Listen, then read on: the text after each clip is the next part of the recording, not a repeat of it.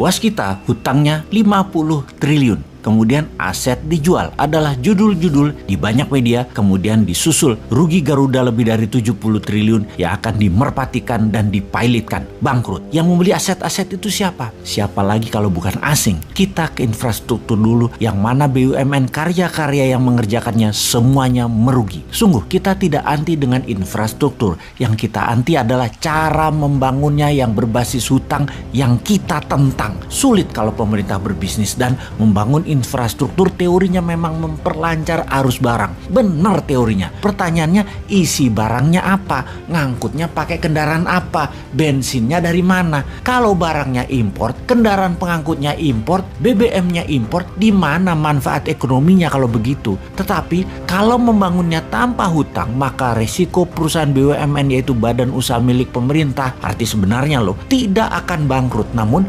kenyataannya bangkrut karena mati beban bunga. Ada dua hal yang menimbulkan masalah ekonomi yang saat ini terjadi. Karena yang membangun adalah BUMN, maka modal di setor 20% harus free cash. Ternyata BUMN nggak punya uang, jadi BUMN-nya ngutang untuk setoran modalnya. Lalu yang 80% sisanya cari pinjaman bank. Katakan bank BUMN juga. Maka proyek itu di markup agar 20% setoran yang pinjam tadi bisa dibayar, alias proyek itu sesungguhnya 100% adalah pakai pinjaman bunga bank. Karena memakai uang BUMN, maka sejak 5 tahun yang lalu bank-bank tidak memberikan kredit ke swasta, tetapi mementingkan proyek mercusuar infrastruktur gagah-gagahan agar terlihat mentereng, walau yang memakainya untuk konsumtif yang menghabiskan bahan bakar minyak yang impor. Bank-bank dipaksa membiayai proyek pemerintah tersebut sehingga sektor swasta terutama menengah bawah uangnya seret. Duit dikit beredar, hanya 44% dari PDB nasional. Niat memperkecil uang beredar itu kita paham, yaitu untuk merendahkan inflasi, di mana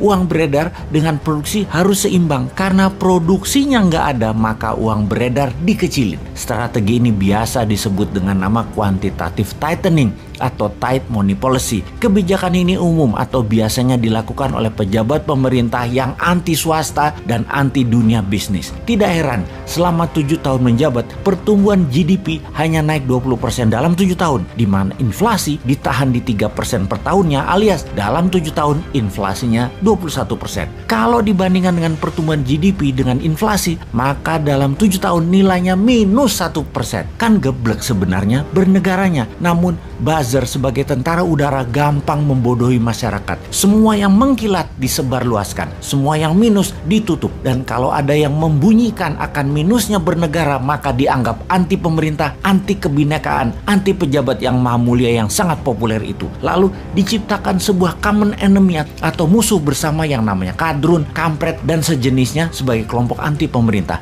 New Mind bahkan dimasukkan ke kelompok tersebut, padahal terang-terangan New Mind tidak pro oposisi, tidak pro incumbent, tapi pro kebenaran, dan setiap kebenaran diungkap. Kalau dianggap salah, selalu dikasih solusinya. Sementara yang namanya oposisi saat ini semuanya kerjanya bengok-bengok kejelekan, namun tidak mengajarkan mana yang benar. Maka Newman juga hajar oposisi yang naif begitu. Kita simpulkan sekarang, mengapa ekonomi Indonesia dalam 7 tahun minus 1% sejatinya? Karena sang pejabat ingin mendapatkan prestasi dengan inflasi rendah, dengan menekan uang beredar. Sementara uang di bank dikuras bukan untuk UKM dan rakyat, tetapi membiayai proyek mercusuar infrastruktur pakai hutang. Karena proyek-proyek itu hutang, berbunga, dan tidak produktif, terbukti rugi semuanya, maka ini membuktikan secara perhitungan ekonomi caranya membangun infrastruktur pakai hutang adalah kegeblekan hakiki. Yang efek selanjutnya, ekonomi menjadi melambat, produksi UKM menurun, dan hanya menjadi trader barang-barang Tiongkok untuk hidup. Maka yang terjadi selanjutnya adalah